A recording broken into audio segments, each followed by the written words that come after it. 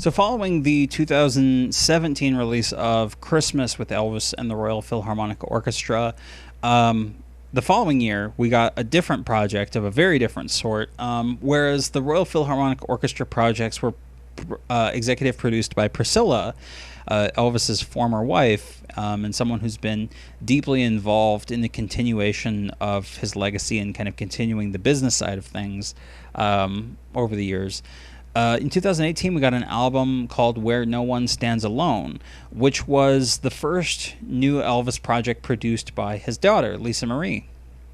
And we actually did a review of this on TCB Cast, and this is one that I do have. I actually purchased the digital version first, and then later on at the store picked up a physical version. Although I can't find my copy of the physical version, I think I loaned it to my mom. So I'm going to throw the art up here. But at the time, Gurdeep and I had issues with this release. Partly that we thought some of the arrangements were a little... they didn't quite match Elvis's vocal as well as the stuff on the Royal Philharmonic Orchestra. They're leaning much more towards a contemporary Christian music style on some of them, and in the case of some of the tracks on there, it works all right. You get stuff like You'll Never Walk Alone, and the arrangement on that's all right. The title track, Where No One Stands Alone, they kind of, which is a duet with Lisa Marie, even though she's really just harmonizing with her dad on a few parts and singing the one line here and there. It's all right. Like, that's kind of an interesting take. But when you go to some of the gospel group type songs, and apparently they did she brought in some members of the Imperials and I think members of the Stamps gospel groups to record new vocals for this project. And the problem is that on stuff like Saved from the '68 special, or stuff like Bosom of Abraham, or I, John, it just doesn't quite gel as well. And some of it's the noise on Elvis's vocal, like it's you can tell that the sources are very different from where Elvis's vocal is from and where these new recordings go. There's not really as much work done to blend these as well, and particularly on the '68 special track Saved, there's like Elvis's voice is particularly very echoey, and you can tell that it's like, okay, these things were not recorded together at all. But that's not to say like I said, there aren't, there are good ones on there. It's not to say that there aren't good ones, because there are. In particular, I actually do not mind You'll Never Walk Alone from this. It was an interesting interpretation. Another one that I have found that I really liked was Stand By Me. It's not a song that I had paid a whole lot of attention to over the years, and I really found that I enjoyed this new interpretation of Stand By Me. It has much more of a contemporary gospel feel, and I like that about it, and it's one of the few that does gel pretty well. And Where No One Stands Alone itself, like I said, actually plays pretty good.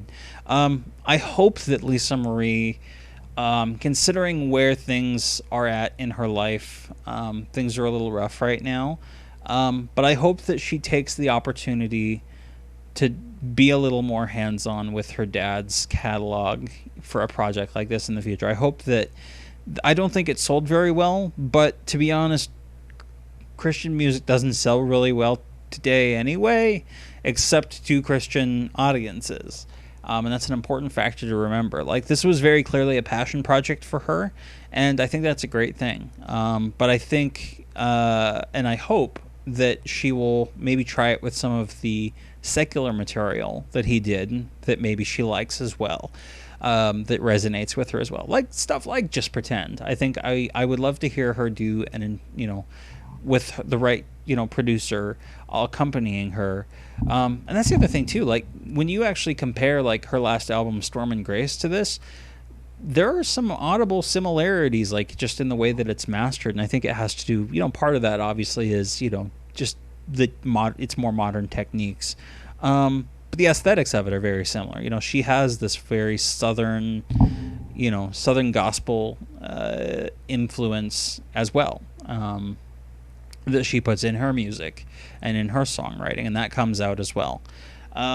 So yeah, her fingerprints are all over this, and it's definitely a passion project. I appreciate that they bothered to bring in some of Elvis's original vocalists, backing him up, and even on stuff like Amazing Grace, which was also on the Wonder of You with the Royal Philharmonic Orchestra. They strip out, the backing vocals on that, and so you actually can hear Elvis a lot more clearly than you ever could on the master.